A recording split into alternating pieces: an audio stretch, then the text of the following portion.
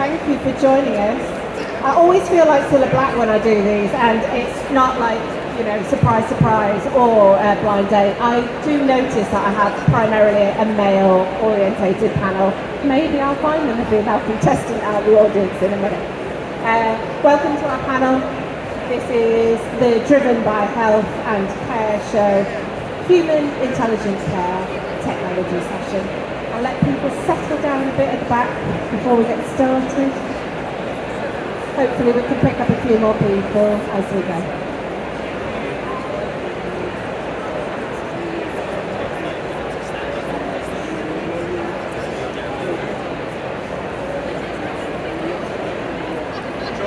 There's always stuff to talk about.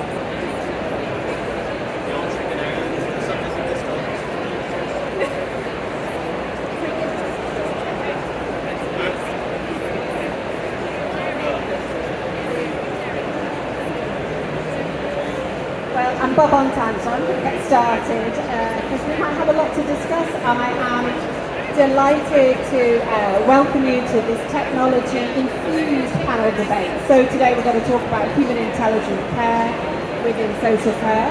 I have a veritable smorgasbord of colleagues here today with me. So I have Chris Pearson to my left, Lorcan Murray, I have Phil Brown next to me, and Christoph Mark. I'll let them explain what they do in a bit more detail. I'm not going to take time and energy doing that. This is our second chance to have a really interesting conversation with care providers about technology in care services. So I'm just going to start by way of intro to say, we've been doing some amazing things talking about technology and celebrating 75 years within the NHS and the evolution of patient health technology within our health services. However, the numerous leaps forward that we've made with the types of technologies such as MRI scans or IVF treatments, or more latterly AI and robots and digitally enhanced surgical tools are one step forward for human progress within health. And unfortunately, we don't seem to have the political appetite or the investiture for the same things to happen within social care. We could be doing so much more, and this hopefully is the centre of our debate about how we enrich technology moving forward. But we continue to maintain our resolve. We will not be defeated within social care. Care and support services are essential to millions of people across our country every single day, and technology is only an asset to delivering that care well, making high quality services effective and accessible for people, and ensuring that care planning meets regulatory standards and is more accessible for the workforce that we kindly keep going day after day within services. So a growing number of care providers have really invested in tech, and there's some great examples that we could definitely draw into, but we have to take accountability and responsibility for the technology that we implement, both how it impacts on our care staff and the people that run care businesses, because that's really important too, but mostly we're interested in how it impacts the lives of the many, many people up and down the country every day that rely on us. So we're looking at how we can build confidence within care service providers to implement technology. We'll be looking at things from procurement, medication management systems, MAR systems, people may know them as care planning, AI and robots. Anything that you want to talk about with us is open. We'll take questions as they pop along. We're very interactive. I'll try not to do too much more talking after this. I'm going to shut up. But we're going to start and open up with our first panel question, and this is, what does human intelligent care look like for you? And I'm going to start with Phil. Thank you very much. Good afternoon, everyone. My name is Phil Brown. I'm the Chief Product Officer for Caring, Digital Care Planning Solutions. I think the question about what intelligent human care is, first off, I think that it's personal is the first thing. I think what's important to remember is that technology is there to elevate the human experience, and there's typically three ways in which that generally happens. I think one is that it's about increasing efficiencies. So automating what is necessarily sometimes mundane or low-value tasks, but also speeding up what's important in the process. Secondly, is being able to simplify what's going on, so essentially removing noise. And that leads on to really the third element, which is really about being able to amplify what's important, specifically reducing the noise, pointing people to what's relevant, what's timely, what's valuable. And that's where really Vitality is. I think that's the what of it. I think the other question really is what does it mean? I think in practice that means seamlessly collecting information together and being able to layer that data through sort of intelligent integrations, and then being able to use that to surface actionable insights which ultimately lead to improvements in care outcomes. I think that's what it's all about. Fantastic starter for 10 there. I love minimising the noise. There's a lot of noise here today, but we'll carry on being loud and noisy. Christoph, what does human intelligent care look like to you? I'm going to say, can you hear me? I've just deafened myself. So human intelligent care to me is all about how in a care setting you use technology to improve the lives of those service users, the service users' families, also how you help improve the way in which care providers actually operate. And the clever application of technology can really make a big difference. And there's some really exciting technologies coming out. Quite a few of those are here today on the show, so it's definitely worth having a little look around. From my selfish perspective, where I get involved is helping clients. So we work with just over 60 care providers to help them buy everything they need to operate. Technology is a big part of that. So our angle on this, if you like, is how you buy technology to make sure that you're buying it in a really intelligent way. But it should always come down to how does the service user feel about the change that you've made in a care setting by improving technology. Great answer. We'll certainly come back to procurement and how to do that in a bit more detail later. Vulcan, what's your thoughts on human intelligent care?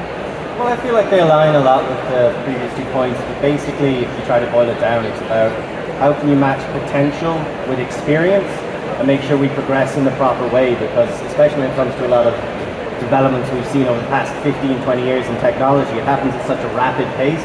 That potential can sometimes outstrip or depart from the experience, the human experience, the lived experience that really defines care, and will always intrinsically define care because that's the nature of care. So in order to progress properly, it's about marrying those two things and not getting lost. Like when we invented the hammer, then we had a hammer for 2,000 years. That was great.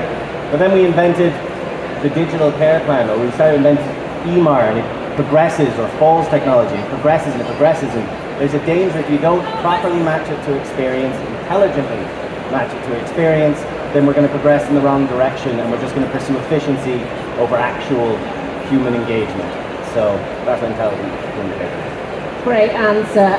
And more importantly, we are human. We're not like the devices. We don't reboot and update all the time. I'm certainly going the other way. I'm aging, definitely. So the reboot and sort of being progressive, but thoughtfully progressive and in an intelligent way makes a lot of sense. Chris. Thank you. Hi everybody. So for me it's, I suppose, quite simplistic. Carers are carers because they want to care. Nurses are nurses because they want to nurse. So for me, intelligent human care and technology designs clever technology that gives carers and nurses that time back. They can complete their tasks, record it, evidence whatever they need to evidence, but it's giving them time back in their daily job to actually interact with their residents, with their service users, and then I think you'll have a much happier workforce. They have happier residents whose preferences are being catered for. And then the second part of that says you should have really good interoperability. So for us it's really important that if a care provider is using a number of different technologies through APIs and interfaces, absolutely the carers and nurses and the quality management of that organisation should be able to look at everything through one simple interface and save time. So that's it in a nutshell for me. Yeah, integration is key, and one of the big things we're probably going to have to talk about in implementation a little bit later is how do we get an information sharing arrangement between health and social care that allows us to do that, because the divide's not in the tech, it's in the governance procedures. So, how do we build confidence? Let's think about social care staff. So I hear this all the time within the different organisations that I walk through. So I'm chair of Age UK Lancashire, so we're fifth largest in the Age UK network. And during COVID, we were able to do some amazing things and get our staff working online, digitally connected, really enthused about tech, because crisis meant that we had to transform. If I'd said to them, for the next 5 years, implement a technology strategy within the business, we wouldn't have done any of it. So there's something about we have to attract a workforce strategy that's infused with technology, because everybody's got a mobile phone in their hands. I can see most of you holding them now, and you're probably on X over there and making a post. But we sort of have disconnected the workplace technology from the human technology, the thing that keeps us connected and social. So, some thoughts maybe from you, Phil, about how do we make the workforce more engaged with the tech? How do we break down the barriers of implementation? I think there's some very interesting parallels between how we use our phones personally and what we do in business. And I think the challenge, I think, has been able to connect people with the outcomes and the meaning of the work. And I think that sometimes can be lost, where if it's just perpetually entering data into a system, instead it's what does it actually mean? Being able to present people with those outcomes, and for them to be able to visibly see that their input and their actions have a consequence and a positive one. People feel that visible, but also more accessible, and so those actions can take place more frequently. I think it's particularly important. We need to be able to point to other people and champions in the business. It's part of it. I think that overcoming the barrier of that is so very important. So we typically see users creating 78 to 80 posts per day. Now that wouldn't be the case if they can't point to something inside of the business to do it to start with. Case studies are great, but we need that internal momentum, I think. Yeah, digital care champions, get people infused within your business, because the barriers to adoption within any care organisation come primarily from the senior management. Don't want to put that out there, but we're all a bit resistant to doing things. And to go back to your point, Chris, why do we have to have a different rostering system to a care management system, to a medication system, to payroll, finance? The whole thing is just convoluted. How do we get better connectivity so our workforce can seamlessly integrate, sign on once, and have access to everything they need? I think we've seen a lot of that happening. Without name dropping any providers, I think any technology provider who's interested in making a difference in this sector is absolutely willing to engage with other technology providers to let customers benefit from the efficiency of sharing data, of sharing information that's relevant to the resident's care. And for me, the great thing apart from that, it makes life easier so that care providers can genuinely have the best of breed in whatever product or solution it is they're looking for. But then, and it's often overlooked, I think we're still in early stages, is what can they then do with the data that they're getting from that partnership? Because in any other organisation, commercial, retail, people look at KPIs, and that's probably an alien concept in this sector. For me, you want to look at care quality indicators that allow you to start looking at your residents, saying, how many residents do I have who take a strong painkiller or a sedative? Well, they're more likely to fall, they're more likely to become dehydrated, and to use that data. And for me, where we see that in action, the staff get a big benefit as well, because you can see directly how their actions are having a positive effect on that resident's well-being. Yes, brilliant thoughts there. data is becoming more and more of the panacea of what we want, but data-driven insights are really fascinating. I am a bit of a data geek.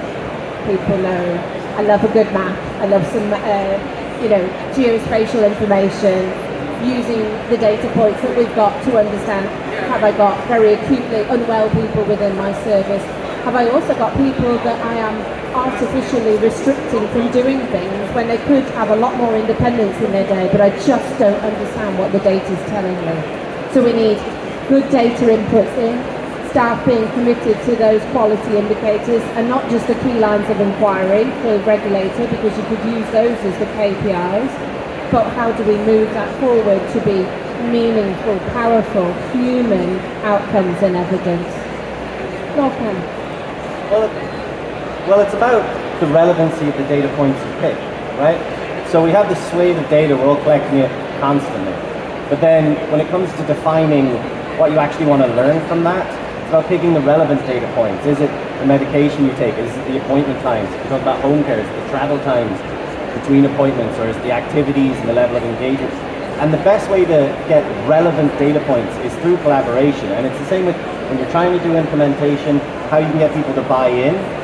You've got to involve people in the process. You've got to shape what care looks like for you in the same way you've got to shape what care technology looks like for you. So by working out here's all the data we're collecting, what are the points that I want to pick out? And then they become your denominators, and from there you can start to action change. In terms of interoperability, it comes into it there as well. Once you start to work with your whole team, once you start to work with the people who you support, to work out what your important data points are, when you look at technology, you can see, okay, do they have the kind of partnerships in place? Do they have the kind of functionality that I want? There's a thing called an API, an application programming interface, that allows you between two systems to share points of data. And basically that's like one of the ways you can bring different systems together.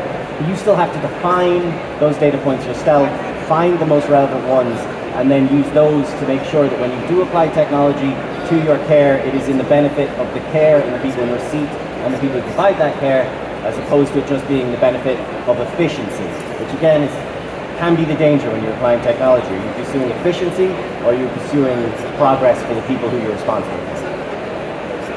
Yes, I think we have to look at both, but how you get that balance right could be really interesting. Maybe that's something we need to think of, Christoph, when we start buying things and technology products off the shelf or bespoke systems. Any thoughts on top tips for our audience about how they go down the tech procurement journey? Gosh, that's a great question. I could be here for quite a while. So let me try and pick out a few things that might help. Firstly, what have you got already? So it's worth not making the assumption that what we've got today doesn't work. We've got a number of clients who've actually got good IT systems that actually work, but are underused. So firstly, it's understanding what it is you've currently got. You also need to do the really boring bit, which isn't fun, but it's documenting exactly what you need. So what is the requirement? What do you need in your organization, not just retrospectively, but in the future? Are you going to grow the organization, acquire new organizations? You've got to think about all of that when you define what you need from an IT system or systems. I think you then need to start to prioritize what's really important to you.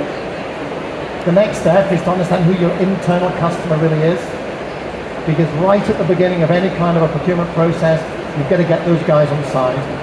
You've got to bring them in, get that hearts and minds piece properly right, and get their feedback and buy-in and the decision points all the way through the process when you're thinking about new technology. But it's also about considering the integration piece. So a really difficult thing to get right when you're buying IT systems is the integration of a new system with a legacy system. And never take for granted when you're told, don't worry about it, integration's easy. It's never easy. I used to be the head of procurement for IBM in Europe, and we had a big team, we had clever people, we had great technology, and we found it really tough. So I think when you're doing it, there's a few golden rules. Understand exactly what it is you need. Be really pragmatic about, do you need a new system? There's some really good, quite old rostering systems out there. So if we take the workforce crisis for a moment as an example, have a look at what those rostering systems can do for you today. Some of their capabilities is pretty good. And then it's about how you integrate that rostering system to avoid effort and integrate it with, for example, a bank system. So the gap in your rostering system goes direct to your bank team, not to your temporary labour agencies. Goes to the bank team first because you want to reduce the hours of temps that you consume. And only then, what you then want is the automatic transfer of that request for an hour or a temp for a day to then go to your approved agencies. So when we're talking about the workforce crisis and technology, it's all about making sure you use as many of your perm staff as possible, and you make that as seamless as possible and automate it. And only when you absolutely have to start engaging with contingent labour do you start to do so. Thank you. It is important to think about where the benefits are going to come from. And by technology, we don't just mean the shiny, fancy stuff up the other end. I actually mean like remote working devices to keep your staff safe with their home care, or the working floating support within communities. I mean, like, you know, digital login systems so that it stops dom care workers again having to pick up phones, because guess what, we've decided we're going to get rid of landline phones as a sort of government activity. So we need to start to think about tech in the very simplistic forms. One of the things we talked about is the use of talk to type. I mean, that can be really transformative within care management systems because it saves time. I certainly can talk faster than I can type. I can type pretty well. I've slowed down the speech a bit for today. But, you know, how do we think about tech as a sort of linear continuum? What do we mean, Bill, in terms of how we get that compassion and time back with small, tiny advances? Yeah, I definitely think that it's incremental change. I think that becomes something that is a workforce. It's a lot easier to adopt under circumstances rather than something which is a step change in some cases. And so when we think about how we develop new features, it is with the idea that we're incrementally moving people towards new behaviours, and that's ultimately sometimes what software is about. Certainly in a care planning sense, is that you're nudging people towards better behaviours, things that we know from a clinical point of view that make sense. That's usually underpinned by clinical research. And that kind of ties into what we do with data as well, so, and integration insofar as when you're thinking about a vendor and what you're going with, I think there's all sorts of integrations, and as you say, people say don't worry about it, and they can be very narrow and quite shallow integrations. So I think the important thing is to think about how do you design the information that you want as the totality, and then work backwards from that point. So you have something which really makes sense, and so something where you can focus on an outcome. So, you know, clinically you know that there's a link between falls, for example, and fluids, or falls and sleep. So you might look at a care planning system and acoustic monitoring, for example, that would work together to give you that insight to prevent falls or to make a reduction in those in that sort of sense. I really like the discussion points that are coming out about the integration, the planning, the thinking, the practical steps. But you know what, I'm a care provider, I don't really do that bit. I do the compassion and the caring and stuff, so why can't I just whack an Alexa into the care services and maybe use that to infuse my staff? Or actually, what about the people that are drawing upon the service? They want to have connectivity with their families, their friends and people around them. Let's talk about the human connection with tech. Where can that AI take us? Maybe at the total other end of the scale. So we've gone from talk to tech to super AI. ChatGPT has taken over the world. If you haven't used it, give it a whirl. It's quite good. Well, when you're looking for technological innovation, I think a lot of it comes down to are you working in collaboration. Like beta testing is huge, and it comes back to what I said at the very start. There is massive functionality opportunities and potential within technology. How much of that do you actually know is going to benefit care the way you want it to benefit care as a provider?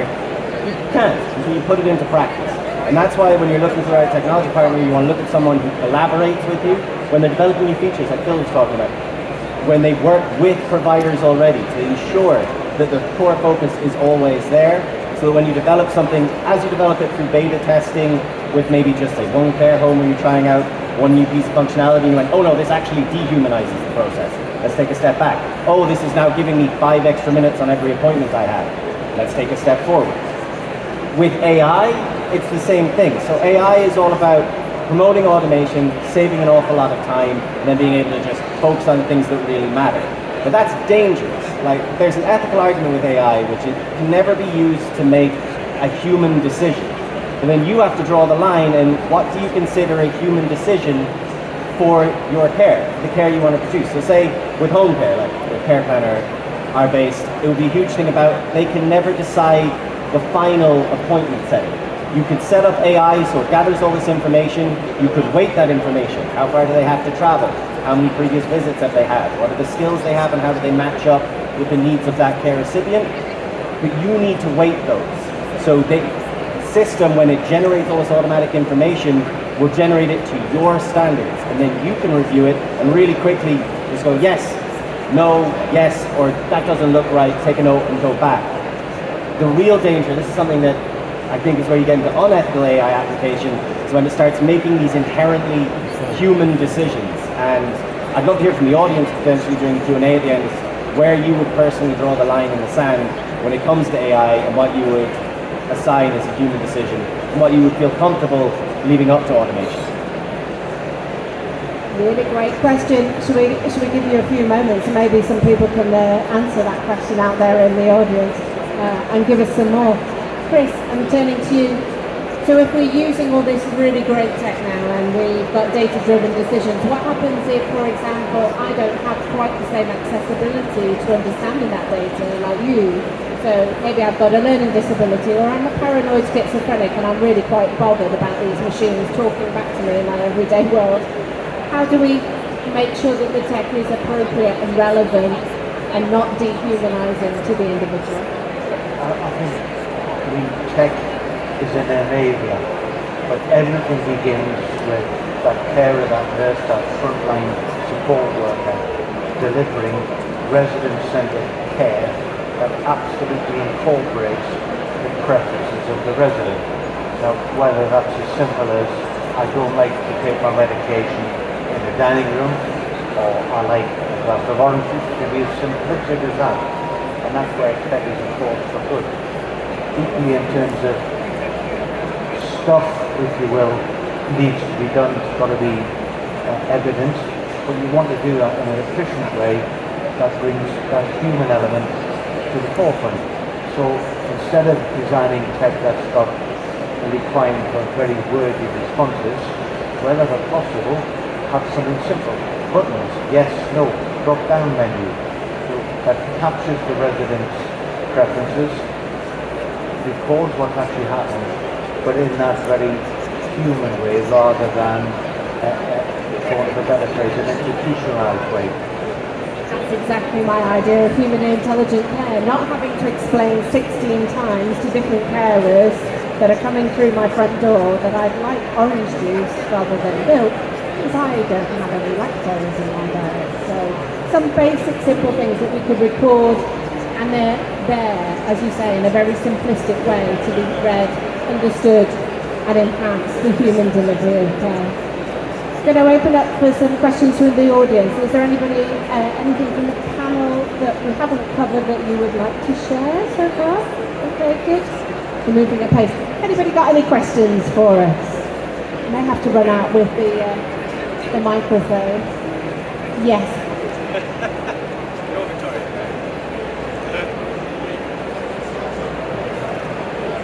Hi, I'm Becky Bishop from the National Care Forum. This is a great conversation. There's been a recent report around digital exclusion in HAYHO. It's women over 65 are most excluded. So that demographic is obviously people that access our services, but it's also our workforce. So what can we do around that? Not a big challenge.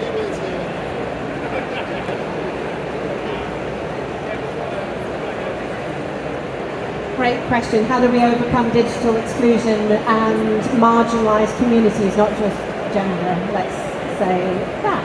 Phil, should we start here? Anybody here? I can help answer that question. I don't Oh, think okay. Anybody else? I'm happy. Go. It is, if you will, a reality, but all of us as humans are being exposed to a more digital world. You know, we're seeing car parks going cashless.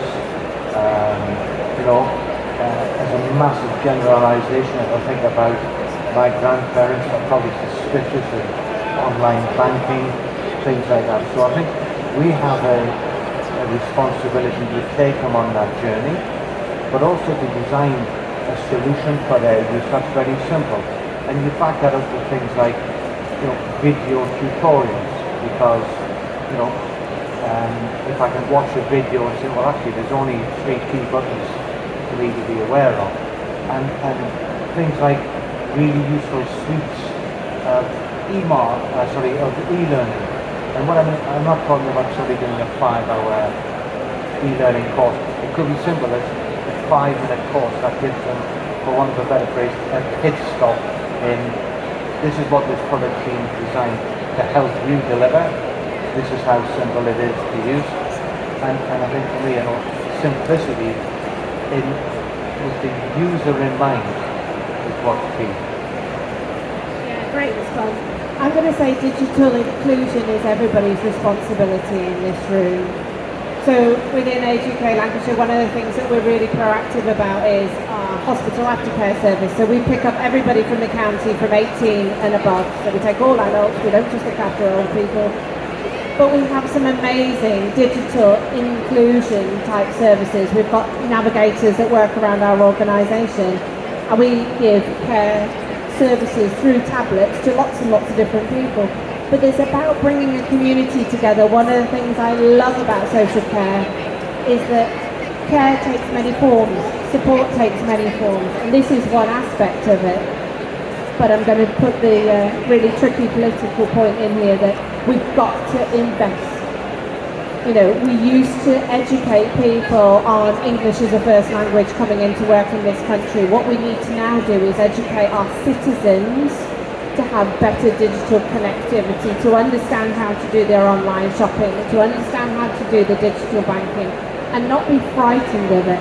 And also give them the ability to make proper consent decisions. So you've really got to start to think about, where is this person and their journey?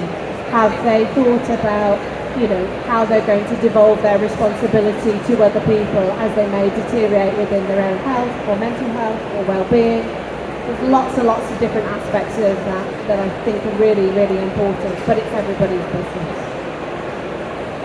Any further reflections? I think I probably didn't catch some of the question. I think what we all carry with us is a digital legacy, essentially. Whether we realise it or not, we're collecting data right now, we're using our data and sharing it, and this is what we ultimately need to be able to open people's eyes to.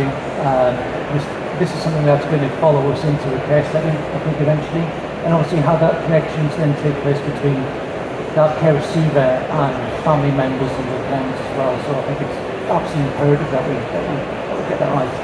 Yeah. We're coming into our final 10 minutes, so I'm thinking I'll take another question if anybody's got, oh yes.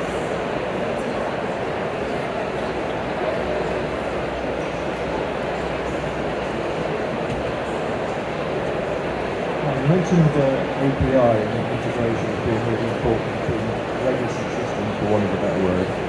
And you also mentioned, having some sort of very slow, softly spiral approach to new bits of software coming in, so that basically you don't go with a kind of big bang theory. But most of us here probably don't have the wherewithal to understand API, which means we're going to have to recruit someone in order to do that piece of work for us. And every time we incrementally add another piece of software, we're going to have to do that again. So is there a kind of way that you would recommend that process is managed in order to be able to get the best out of it without having spiraling costs?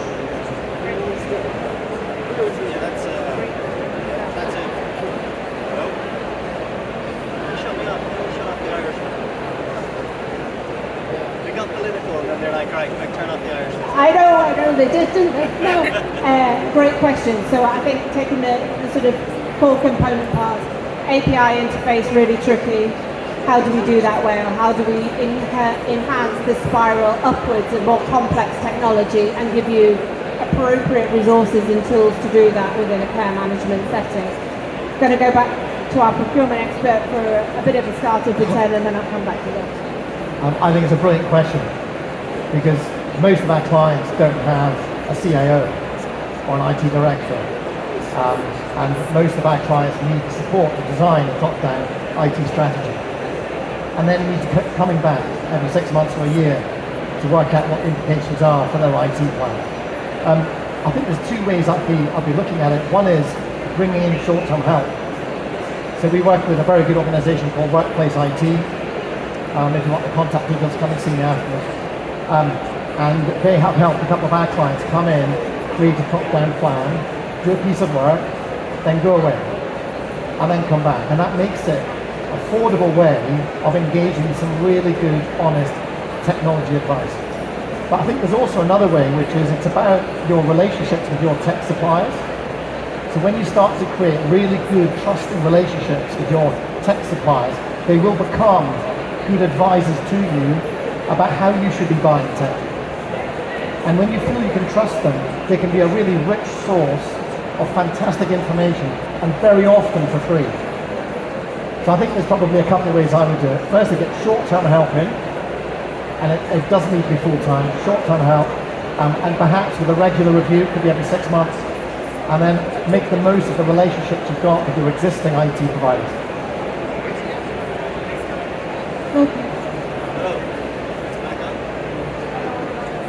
Who knows? Oh, there we are. Hi. So yeah, I would just double down really on what Christoph was saying. But something that's happened a lot more, say, in the last 10, 15 years is people hire based on culture. It's the exact same when it comes to picking the right tech supplier. Buy based on culture. You can come to understand the tech suppliers as you talk to them, and never lose sight of just how much power you have in that relationship. They're all clamoring for your attention. They're all clamoring for your business. So take your time, get to know them, get to find out, can you build that kind of relationship with them?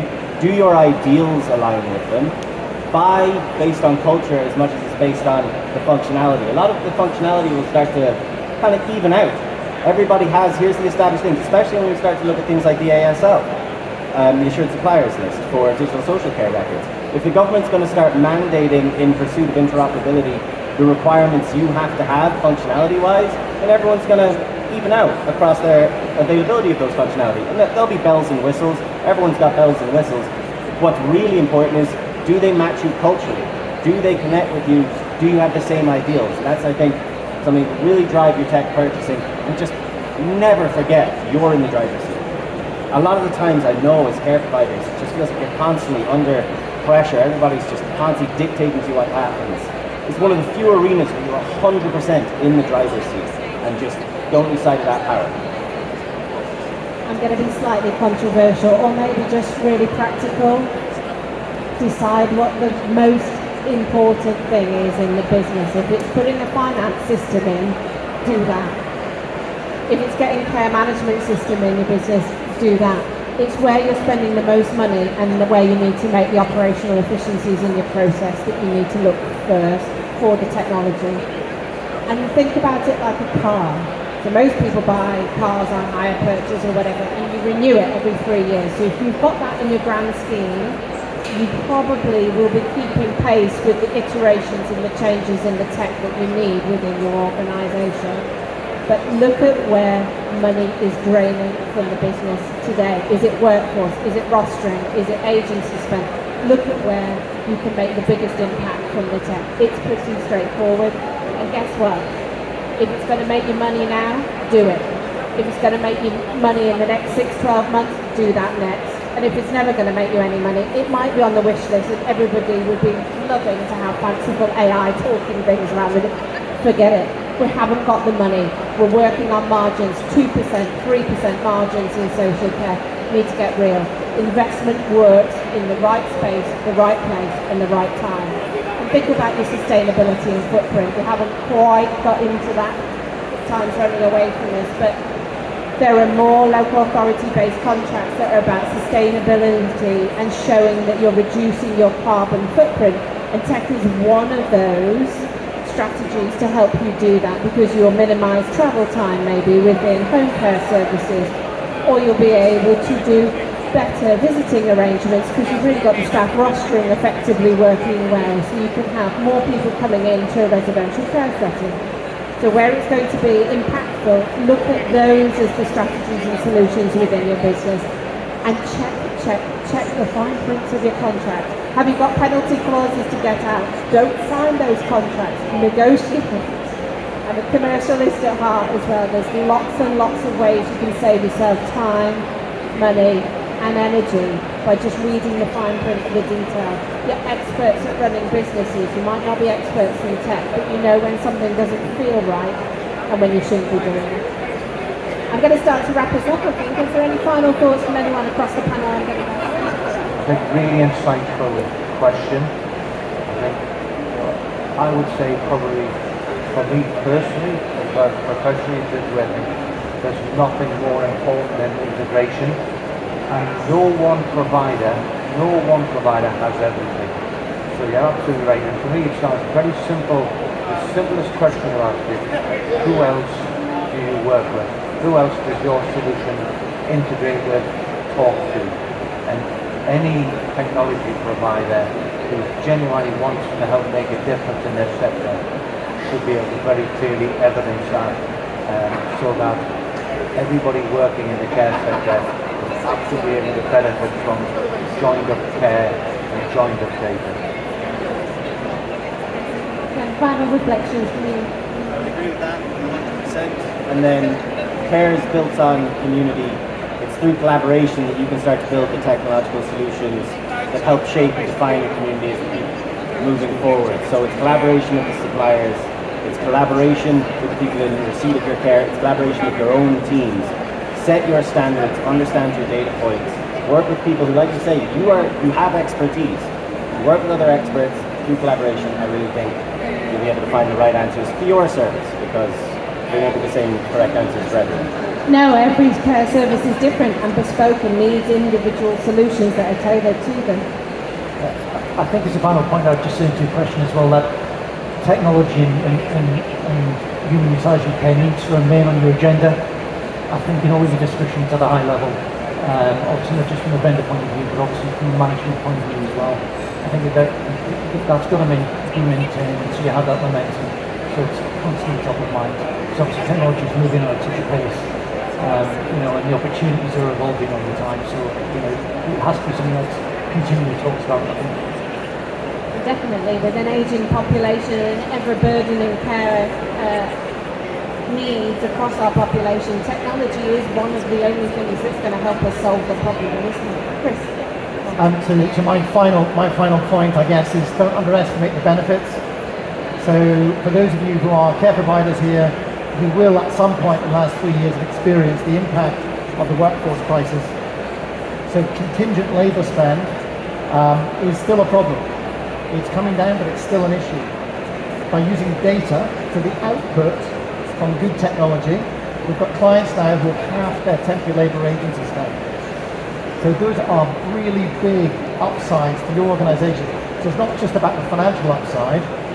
Lower levels of contingent labour will lead to better continuity of care. It will lead to better quality of care. It will lead to better motivation of your plant staff, who are seeing fewer temps coming in to work during the day, who enjoy perhaps more flexibility and a little bit more money. So there can be some massive benefits on data which is properly. Fantastic final thoughts. I'm going to wrap up and say this has been Human Intelligent Care. Just think about efficiency, workforce stability, and make sure that whatever you purchase, you read the fine print. Thank you.